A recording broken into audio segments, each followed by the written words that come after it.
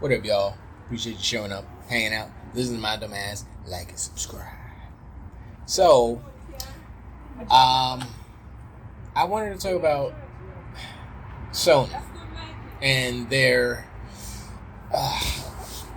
deceptionations. The fact that I already knew that they were inflating their numbers, right? But it's like now it's like proven. Like I forgot what the outlet was, but I guess they mistakenly said, "Oh, we're the numbers sold versus the numbers sold through," meaning the numbers sold to stores, and the numbers are different, right? So the numbers sold to retailers, which doesn't count as a sale, obviously. It counts to Sony because they sell it to retailers, and then the retailers have to make the sale past that. But that's 54.8 or something. So let's just call it 55 million, right? 55 million sold to stores. Sold to customers supposedly is 50 million. And this has been like months and months. I think it was in February when these numbers came out, right? So now they're caught in a lie. Caught straight up in a lie, of course, because that's what they do. They've been lying for years. Deceitful, trying to put these numbers out, and you're like, oh, look, they're winning, but they're not really winning. They're doing everything in their power to have the facade of winning, when, of course, that metric is outdated and old. And even Hiroki Totoki said, yeah, no, this is not working out. So,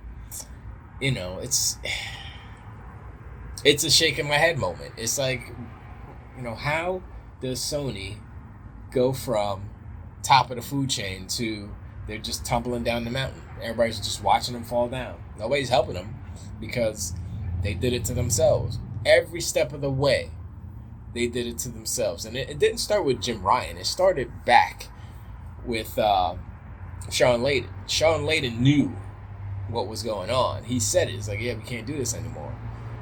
But nothing changed. He's CEO. Why didn't he change it then? Why didn't he start doing it then? I would say that they tried. They did a couple of games. They sucked. They didn't work. Why? Because they still have this idea that a game has to be a certain way regardless of what type of game it is. And that's not how it works. Like Destruction All-Stars, for all accounts, should still be being played right today. But they gave up on it, and they gave up support. And I'm like, yo, I'm looking at the replays of the game, and I'm like, that looks like crazy fun. But they didn't support it. They didn't keep it alive. And Sony doesn't seem like they're interested in doing games like that. They're not interested in keeping games around, those long games, those service games, gas games, because they've never supported any one of them for a long period of time. I think Gran Turismo is probably the only one because it has that long, lineage in PlayStation. But other than that, what you got? What is it? What is there for PlayStation heads to be like, yeah, man, we're gonna play this game, play that? You can say Helldivers 2, but that's not Sony. That's whatever. I forgot the company that actually made it, the studio. They just paid somebody to make a game. Where Nintendo does that too, so that's fine. I think Sony owns the IP to Helldivers. I think. So, sure. We can give them a little bit of credit on that. Barely, though. Because, honestly, it's not PlayStation that's making that game successful. It's PC. And so, all the things that are happening, you see, like, okay, yeah, Helldivers 2 is a success. But it's proving that it's not the PlayStation that's making the game a success. It's PC. And since PC is the one that's making this game a success, what's the point of a PlayStation? What's the point of PlayStation 5 again? What's the point? Since it launched on PC and PlayStation day and date, all we've been seeing is numbers. All the numbers we've been seeing is PlayStation. Let me repeat that because I said it wrong. All the numbers we've been seeing is PC. Steam engagement. How many concurrent players, blah, blah, blah. No numbers from PlayStation. There, I said it right now. So, you know, a clear sign that Sony's not doing well is that they're not bragging about how well they're doing. You have to pay attention. You have to pay attention to the things that they've done in the past and pay attention to how they're acting now. And right now, they're real quiet. When everything's going bad, nothing's going good for Sony, real quiet. That's what's happening right now. So, look, they'll continue to make a couple of good games. PlayStation is becoming a niche product because the actual games that they make are niche. They don't sell a lot. But all the big games, the fact that they have the big games that sell a lot is a plus for them, and it will keep them alive. The third party will keep PlayStation alive, but their first party will not. They're not as strong as Sega was. Sega back in the day, Sega Master System in particular, they survived solely on first party. They had one or two, I think Activision made a couple of games for the Sega Master System, and Compile made a couple of games. Power Strike 2 specifically.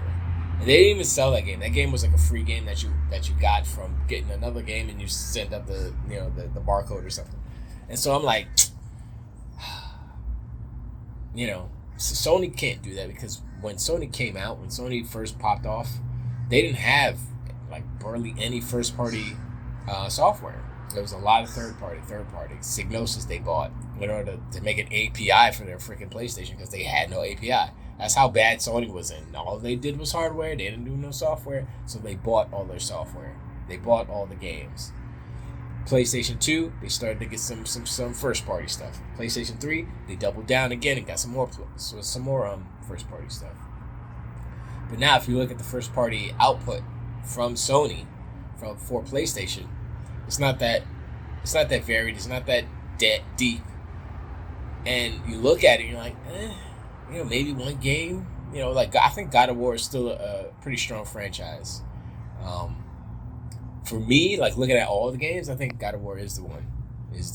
Spider-Man, it's a Marvel game, and I think it's starting to get a little tired, honestly.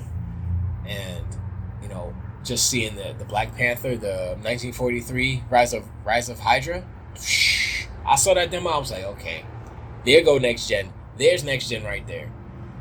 And you're like, whoa, I'm gonna buy a PlayStation 5 Pro, and then I'm gonna play that. I'm like, okay, sure, you can do that, but I mean, the difference, the pros of the Pro are very minimal. You're not gonna get a lot. The 10% CPU is like a joke. It's like, why? Don't even tell us that, because honestly, 10% is nothing.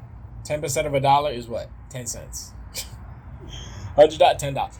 So on and so forth. So you're not getting anything. The actual power jump CPU wise is actually less than the PlayStation 4 to PlayStation 4 Pro. So I'm like, why is it less? Why? I'm gonna tell you why it's less. Because at the jump,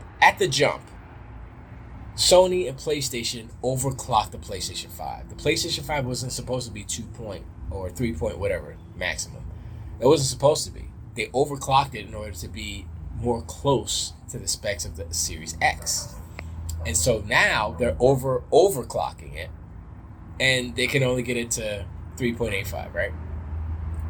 And the thing about that is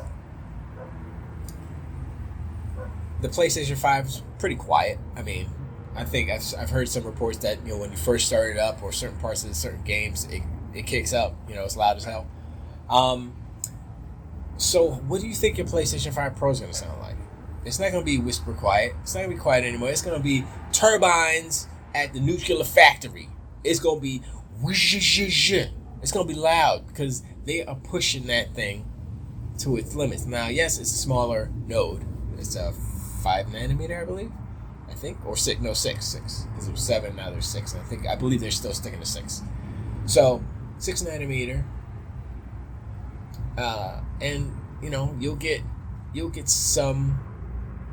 I mean, performance. Yeah, the resolution will be higher. But I already did a video on that where most of the games on PlayStation 5 right now are 1080p upscale. So now you might get 1440p, or you might get 1800p upscale to 4K. You're not getting 60 frames because the CPU is the same.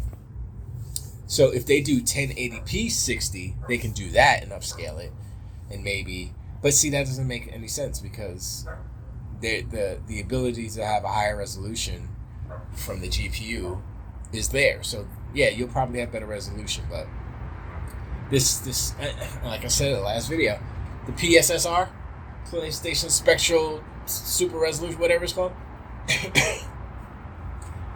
it is checkerboard rendering 2.0. That's all it is. They rename it. They act like, oh, it's proprietary. Blah blah blah. I'm like, why is it?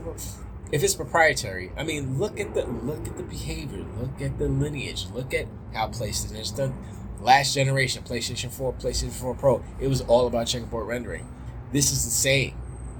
They just changed the name. And people are like, oh man, it's AI. Yeah, the old one was AI too. Just because AI is a big thing right now, people are acting like, oh man, it's AI, so it's better than. It's going to be a disappointment.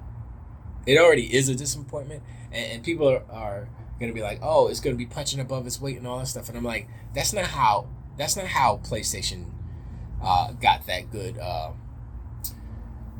performance. They got the better performance over Xbox because the devs prioritize PlayStation 5 over Xbox Series X. And so that's why their performance was better or as good as Series X, because they prioritized their hardware. Not because it's better hardware, it's because they maximized and prioritized that hardware to do what all it could do. And then they went over to the Xbox and then brute forced it because they could, because it is that much powerful than the PlayStation. So, and people just don't recognize that. They just overlook that, like, oh no, it outperformed. Like, why did it outperform? Well, answer that question. And then you're looking at other games now where the Xbox is outperforming. How does that work? When PlayStation is the lead platform, how is Xbox outperforming PlayStation in certain games? Answer that question. You don't have an answer. But anyway, appreciate y'all hanging out, like and subscribe. Yeah, just let me know in the comments below. What do you think about Sony just straight up lying about their sales numbers? Sounds a little desperate to me. That's the only point. I don't know. And let's see, I don't know, man. It's like this year is still kind of fresh. But one thing I will say about the Black Panther game, 1943, Rise of Hydra, I hope that game is like a Super Smash hit, because Sony and PlayStation did, and Naughty Dog did, Amy Hennig dirty, and I want her to come back with a vengeance and smack, and literally do a game that's better than all of Naughty Dog's games, and show them that, yo, you should have stuck with Amy Hennig instead of doing all of that, Neil Druckmann, all that neo-woke stuff, because, that was kind of whack. I mean, I'm not saying the game was right. I'm just like, why did you feel the need to go like so hard into the neo-woke movement, And there's a way to do things like that are respectful for all parties, and that's, I don't know, man. I think the anti-movement versus, it's kind of like, anyway, I'm not getting into it, sorry. But anyway, let me know in the comments below all the things and everything, and I'll check out on the next one. Wait.